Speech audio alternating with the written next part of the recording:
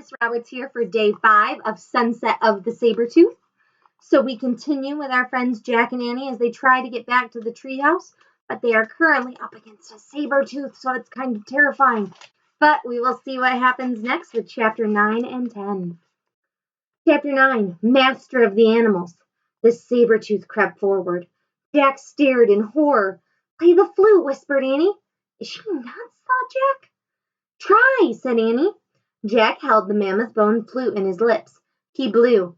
The flute made a strange sound. The tiger froze. It glared at Jack. Jack's hands shook. The tiger growled. He took another step. The mammoth roared and stomped the ground. "Play it," said Annie. "Keep playing it." Jack blew again. The saber-tooth froze again. Jack kept blowing until he ran out of breath. The tiger snarled.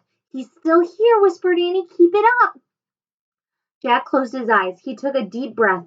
Then he blew as hard and as long as he could. He covered and uncovered the holes of the bone. The music sounded strange, as if it were coming from another world. "He's leaving," whispered Annie. Jack raised his eyes. The saber-tooth was slinking off towards the cliffs. "We did it," said Annie. Jack lowered the flute. He felt very tired. The mammoth waved her trunk happily. "To the treehouse, Lulu," said Annie. The woolly mammoth snorted. Then she lumbered over to the tallest tree. From the back of the mammoth, Jack grabbed the rope ladder. He held it for Annie. She stroked the mammoth's giant ear. "Bye, Lulu." "Thank you," she said. Annie grabbed the rope ladder. Then she started up. Peanut climbed up too. After they disappeared into the treehouse, Jack climbed onto the ladder. He looked back at the woolly mammoth.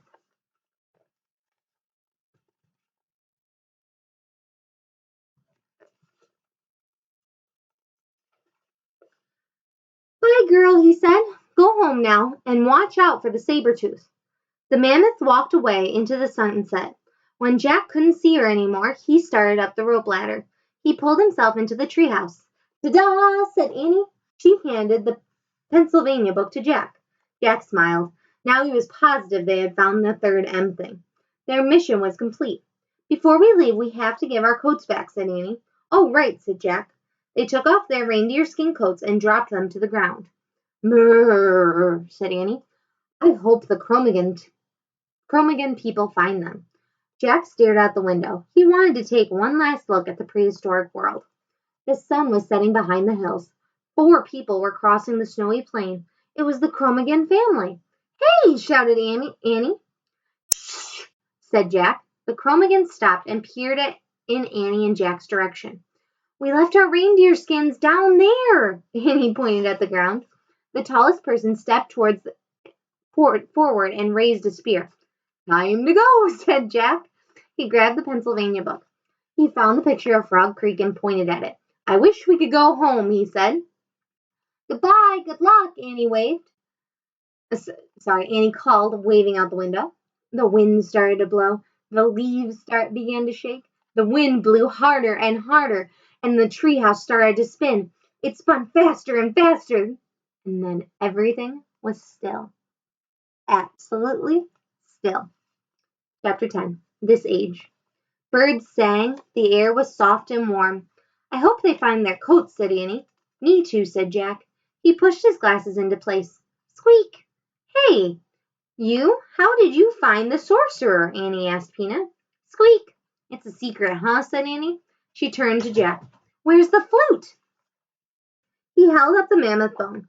Then he placed it on the M carved into the floor, next to the mango from the rainforest, next to the moonstone from the time of the ninjas.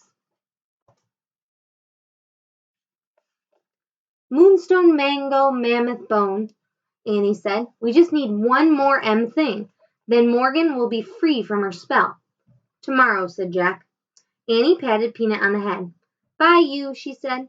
She started down the rope ladder. Jack gathered his things. He paused and glanced at the mouse. She stared at him with big brown eyes. "Thanks again for helping us," he said. Then he climbed down the rope ladder and jumped onto the ground. Jack and Annie ran through the Frog Creek woods onto their street. Their neighborhood looked rosy in the sunset. "It's great to be back in this age," Jack thought. "Warm and safe and almost home." I'm glad we don't have to go hunting for dinner, he said.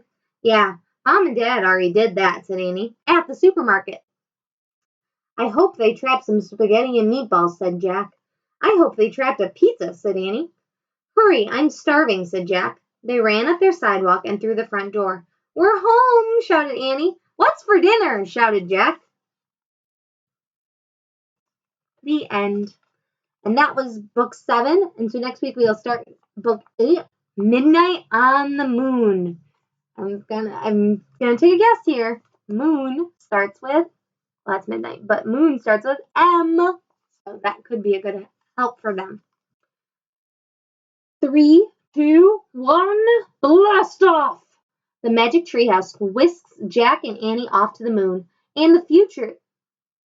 Their mission to find the last M thing that will free Morgan from the spell. Can they do it before the air in the oxygen tanks run out? Will the mysterious Moon Man help them? And why is Peanut the Mouse acting so strange? Well, I'm excited to start this with you next week, though I am thinking it would be perfect if I had read this week with the space theme for this for the STEAM and media lesson that I posted today. But can't plan these things, and I have to read them in order. Remember, that's part of my goal. I hope you are having a fantastic Friday. I hope this is a little reminder for you. If you haven't done your STEAM and media activities, please go on to your Seesaw or your Google Classroom to complete them. I would greatly appreciate it. I hope you are having a fantastic Friday, and I hope you enjoy a wonderful weekend. And I will see you on Monday. Bye.